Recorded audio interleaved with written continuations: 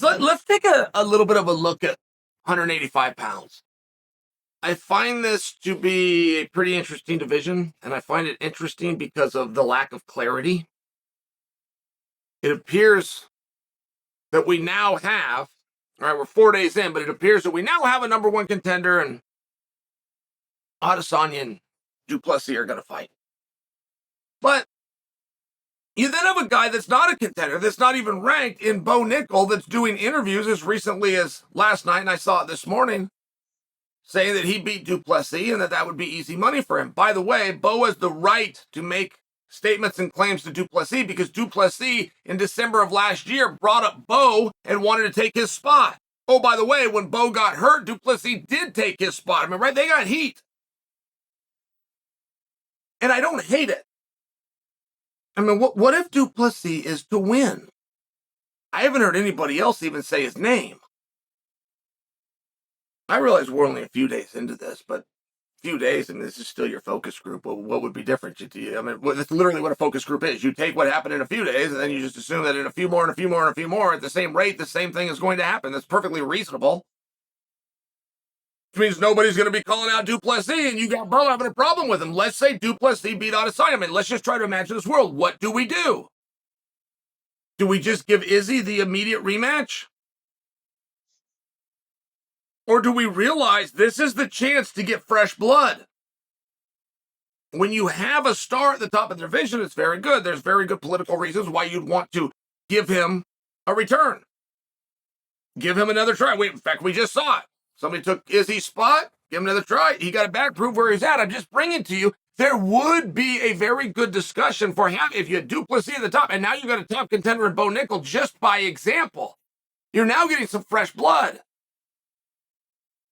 Adesanya doesn't have anybody to fight next.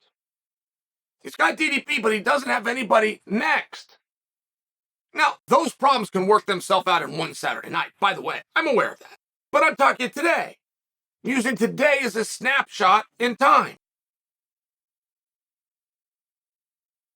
Okay, now I just want to talk about the division as a whole, right? Because Du Plessis, as good as he looks, he's in a very different position. I've never seen him go 5 rounds, but I don't know a time that he was ever booked for 5 rounds. And looking good and fighting hard and getting upsets when you're a 3-1 dog over greats, man, that stuff matters. Going to Australia into a massive crowd and that environment and walking out last, it's different. It just is. And we can make our guesses as to what that means. Different in a good way? Maybe. Different in a negative way? Maybe. We can discuss that another time. Let's take a look at Chimaev, because I've been under the impression that Chimaev is now an 85-pounder. I can't say that until a bout agreement is signed at 85. I can't officially say that. And Chimaev and team, since we believed he was an 85-pounder, have talked about 170 pounds. He needs time. He can't do it right away, but he could get there. I mean, there's just been discussions for 170 scenario going, okay, do we have any kind of clarity? And I'm not confident telling you that we do until we have a bout agreement. And as recently as 2 weeks ago, it was discussed that he was going to do a catchweight match. So, okay. I believe he's a 185-pounder, and I also believe he is 1 win away from fighting for the belt. Now, I don't believe that on my own. I believe that based on interviews and based on statements made of people that would form that decision. But I do find it to be interesting if all he needs to do is get a win. I don't have a problem with it. By the way, I would just suggest, why do we even have to do the win? It would just be a fair question by me. Why do we even have to do the win if the win can be over anybody? At one point in time, it was going to be a win, beat Kamaru Usman. Okay, great. But before that, it was, hey, it's got to be a win. It's going to be Paulo Costa. Okay, great. And now it's, let's get a win. It's going to be Jared Cannonier. And again, oh, okay, great. Like, I don't have any kind of a problem with it. I'm just bringing it to your guys' attention that if it doesn't matter, then what does it matter? If it doesn't matter who you beat, you got to beat somebody. Oh, by the way, to prove it doesn't matter, the same stipulation is applied straight across the board. If you get a win, you fight for the belt. Oh, by the way, I brought you 3 different names. And I don't even know that it's going to be Jared. I believe that it will be. but we could go to a fourth name, and if the deal stays the same, then I think my question should stay the same. Is what difference does it make?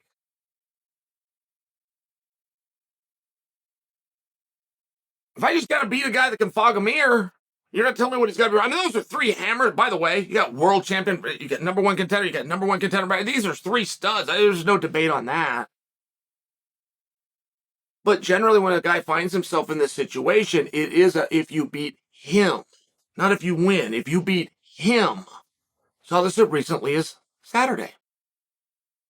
Fighter named Du Plessis, fighter named Robert Whittaker. If you beat him, you go for the belt. So I'm just making this suggestion to you that there does appear, because this is for Izzy, right? Ultimately, this is for Izzy. This is a guy who was cleaned out of division.